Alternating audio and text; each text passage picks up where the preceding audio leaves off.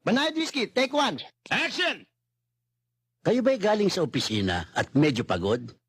Wala kayong gagawin kundi mag-relax, maupo sa sopa, mag-alis ng sapatos, magsuot ng sinelas, at magsali ng panayad whiskey.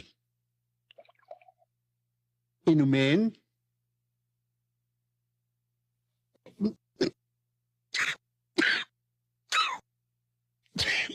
Alak pala ho talaga eh. Take two.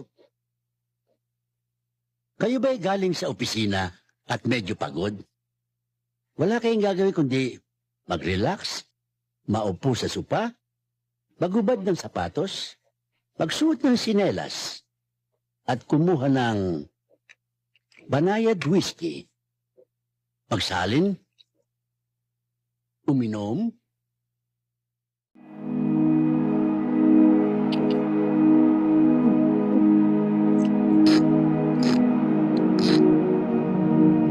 Cut! direct nakangiti ha.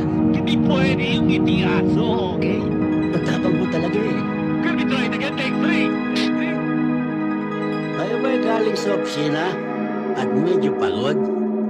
Wala kayong gagawin kundi mag-relax, maupo sa sopa, mag-alis ng sapatos, magsuot ng sinelas, kumuha ng banayad whiskey, magsalin,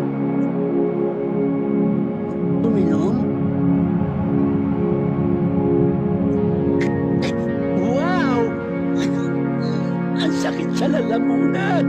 Cut! Bakit parang ang nakalunok ng asido? Take more. Kayo ba galing sa opisina? Pagod kayo? Wala kayong gagawin kundi maupo sa sopa, magalis ng sapatos, magsuot ng sinelas, at kumuha ng banayad whiskey. Magsalin, inumin. Wow! Lasang blade talaga ang tapang. Take nine. Kayo ba nag-uopisina kung pagod? Wala kayong gagawin kundi ang maupo sa baso, magsali ng sinelas, uminom ng supa, magpulutan ng sapatos, uminom minsan ng bote. Kayo na rin makapagsasabing, luko-luko na ang inom nito. Napakatapang eh. Take 44. Kayo ba nag-uopisina?